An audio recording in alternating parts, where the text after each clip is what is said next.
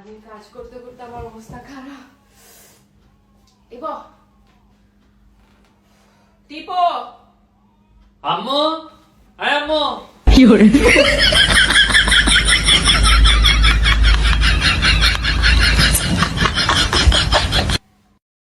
মানুষ মেয়ে মানুষ শক্তের বক্ত নরমের জম। স্বামীরা বলতেছে পা টিপো, আর স্বামী তো খুব চালাক মানুষ, কত সুন্দর করে বুদ্ধি খাটায় যে বললো যে মারা ডাক দিল শাশুড়ি ভয়তে। দেখেছেন সংসারে মানে মা প্রয়োজন আছে, অতুলনাশীল প্রয়োজন আছে। কারণ বউদের সোজা করার জন্যই মা অনেক অনেক গুরুত্বপূর্ণ একটা মানে ভূমিকা পালন করে।